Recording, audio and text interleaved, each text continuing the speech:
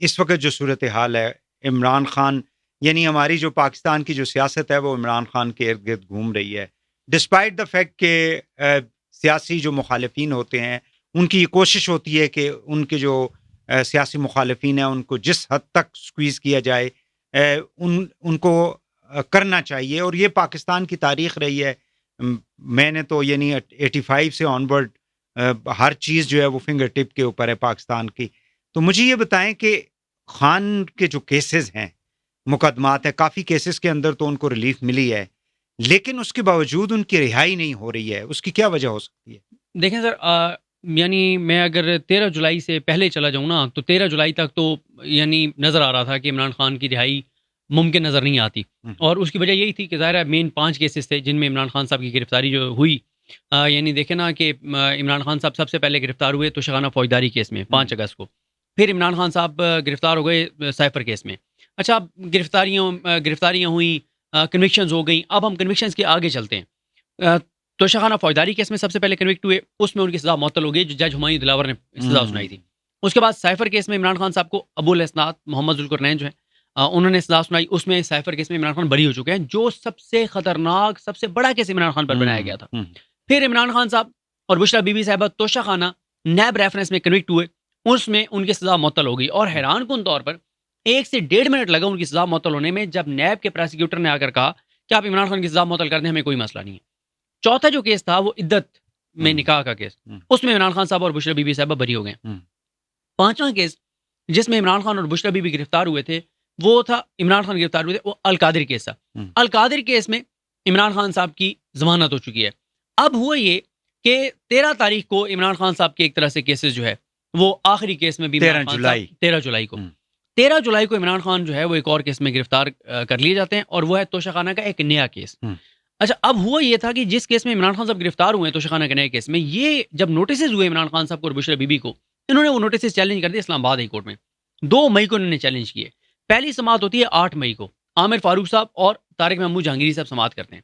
8 तारीख को नोटिस वो करते हैं 15 जुलाई के लिए। उसमें 2 इश्यूज होते हैं। पहला ये कि ये जो नोटिस हैं ये गैर आईनी गैर कानूनी है, क्योंकि इसी मामले में तोशाखाना में एक बार वो कन्विक्ट हो चुके हैं, उनका ट्रायल हो चुका है। तो एक ही तरह के मामले के ऊपर बार बार केसेस नहीं बन सकते। अगर तोशाखाना की मिसाल दे रहा हूँ कि 15-20 गिफ्ट्स हैं या 30 गिफ्ट्स हैं, उनका केस है, तो वो एक ही केस बनेगा, एक ही गिफ्ट पे अलग अलग केस नहीं बनेगा। अब होता यह है कि वो एक तो इसको कहते हैं कि ये गैर आईनी गैर कानूनी है ये नोटिस, दूसरा वो कहते हैं अदालत को कि जब तक आप ये डिसाइड नहीं करते कि ये नोटिस आईनी है, गैर आईनी है, कानूनी है, गैर कानूनी है, हो सकता था, नहीं हो सकता, तब तक कम से कम आप इन नोटिस को सस्पेंड कर दें ताकि इसमें हमारा अरेस्ट ना हो सके। 2 तारीख को ये चैलेंज करते हैं, 2 मई को, 8 को पहली समाअत होती है, 15 मई तक समाअत जाती है। लेकिन मई, जून, जुलाई आमिर फारूक साहब ये केस नहीं लगाते। यानी जब लगता है कभी बेंच अवेलेबल नहीं है, तो कभी कैंसिल हो गया ही कॉज लिस्ट, तो कभी क्या तो कभी क्या। लेकिन अदालतें तो अपरेंटली, या एक परसेप्शन ये भी है जो कि हुकूमत बनाती भी है कि अदालतें जो हैं वो इमरान खान को रिलीफ दे रही हैं मुसलसल।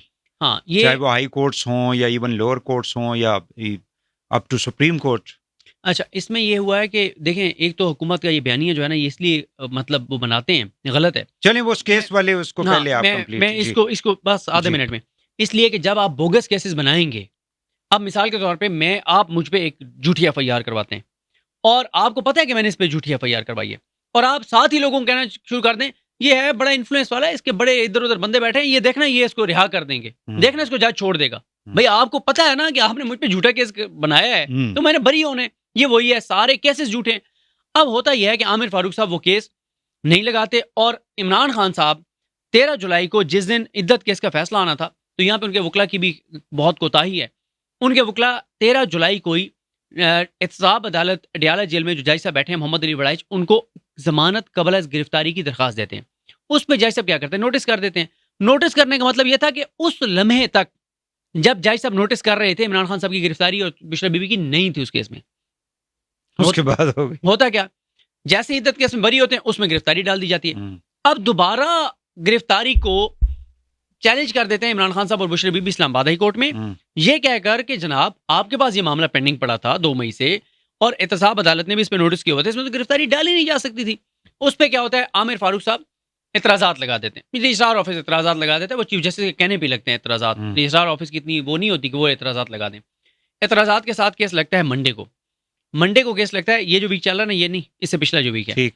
मंडे को केस लगता है। मंडे को आमिर फारूक साहब जो एतराज़ात होते हैं वो दूर करते हैं और जुमेरात के लिए केस फिक्स कर देते हैं।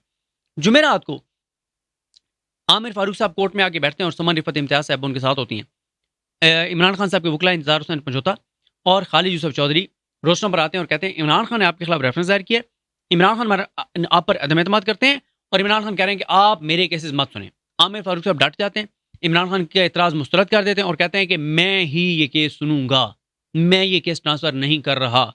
तो पंजोता साहब कहते हैं कि चलें फिर आप इसको मंडे के लिए रख दें, मंडे के लिए रख दें, यानी ये जो वीक चल रहा है इसमें मंडे के लिए रख दें। चलें देखते हैं। अब ये था कि मंडे के लिए रख देंगे कि एक पहले ही एक आपके खिलाफ इमरान खान ने रेफरेंस दायर किया हुआ है, आपके हवाले से जो रेफरेंस इमरान खान ने दायर किया वो इतना स्ट्रॉन्ग है, वो आप पढ़े ना, आप कहेंगे कि ये मुश्किल है आमिर फारूक साहब का बचना।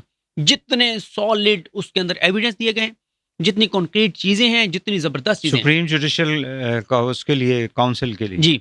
अब होता यह है कि एक था कि यार अब इतना प्रेशर आ गया तो आमिर फारूक साहब सोमवार के लिए लगा देंगे, लगाना चाहिए। आमिर फारूक साहब सोमवार के लिए नहीं लगाते, वेबसाइट पे आ जाता है कि मंगल के लिए केस लगे 30 जुलाई के लिए। 30 जुलाई को उनके वकला पहुंचते हैं तो जो बाहर कोर्ट रूम की कॉज लिस्ट लगी हुई है उसमें गायब है केस। फौरन वेबसाइट पे देखते हैं, वेबसाइट से भी गायब है। आमिर फारूक साहब ने उसको रिमूव करवा दिया वहां से। अब ये था कि चले मंगल को नहीं लगाया, बुध को लगा देंगे, अब बुध को भी नहीं लगाया। इस वक्त जब आप और मैं ही रिकॉर्डिंग कर रहे हैं, इस वक्त तक वो केस नहीं लगा। हो सकता है शाम को आ जाए कॉज लिस्ट में कि कल के लिए लगा हुआ। ये बहुत हैरान कुन है। यानी आमिर फारूक साहब इतने पर्सनल हो गए इमरान खान के साथ, इतने पर्सनल हो गए कि जो मेरा करना है कर लो। क्यों? उन्हें पता है ऊपर काजी फाइज साहब बैठे हैं। ये क्या वजह है कि चलें जुडिशरी पे हम फिर आ जाते हैं।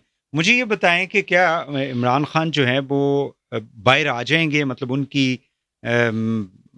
उन्हें फारग कर दिया जाएगा जेल से, जो मौजूदा सूरत हाल है? क्योंकि पाकिस्तान के अंदर इस तरह के जो केसेस होते हैं जिनको आप खुद भी कह रहे हैं कि ये पॉलिटिकली मोटिवेटेड केसेस हैं, तो उसमें तो तब तक चीज़ें ठीक नहीं होती जब तक कहीं से ठीक ना हो सकें, ना होनी चाहते हों। तो डू यू थिंक कि ये चीज़ें ठीक हो जाएंगी? देखें, इमरान खान तो बाहर आ रहा है, इमरान खान 100% बाहर आ रहा है और इमरान खान की रिहाई का 2020 मैच शुरू हो चुका है। टेस्ट मैच गुजर गया, अब 2020 है। वनडे भी नहीं कह रहा मैं 2020 कह रहा हूँ। इमरान खान की नहीं, लेकिन उसकी बेस क्या है? मैं बेस बता देता हूँ आपको, मैं बेस बताता हूँ।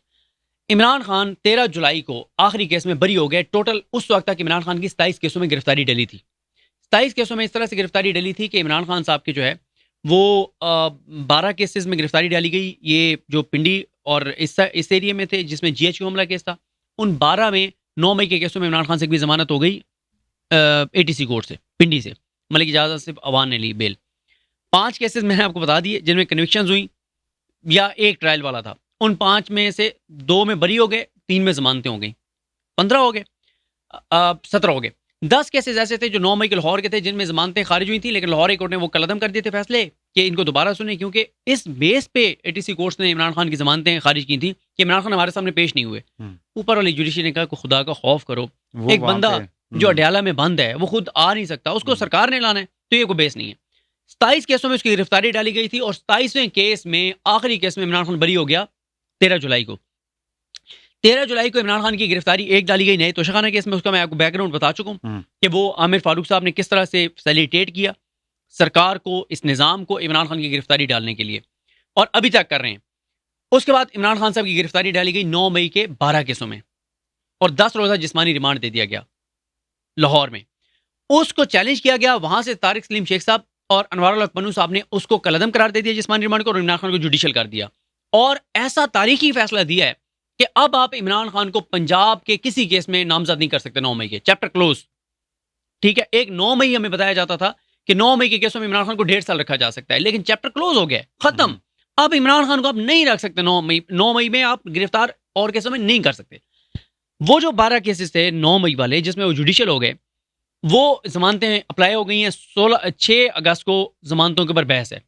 अगर एक लम्हे के लिए मैं फर्ज करता हूं कि 6 को इमरान खान की जमानतें जो है वो मुस्तरद हो जाती हैं, हाई कोर्ट में जाएंगी, मैक्सिमम 15 से 20 दिन में हाई कोर्ट से 100% जमानतें हो जाएंगी, 100%। मैं बीइंग कोर्ट रिपोर्टर बता रहा हूं आपको, 22 से 22 जज बिठा दें, 9 मई के केसों में इमरान खान की बेल हो जाएगी अगस्त के अंदर अंदर, जो लाहौर वाले केसेस हैं। अब आप इस केस पे आ जाएं जो आमिर फारूक साहब के सामने है। इसमें आमिर फारूक के सामने उन्होंने गिरफ्तारी को कहा कि गैर कानूनी है। चले हम एक लम्हा के लिए फ़र्ज़ करते हैं कि आमिर फारूक साहब ये लगाते ही नहीं केस और ये मामला वैसे ही गैर मौसर हो जाता है और उधर से इमरान खान का जिस्मानी रिमांड जो है वो 25 दिन का पूरा हो जाता है, 40 दिन का दिया जा सकता है, मेरा ख्याल है 2-4 दिन और होगा। लेकिन अगस्त में ही इमरान खान साहब की तोशाखाना केस में भी जमानत हो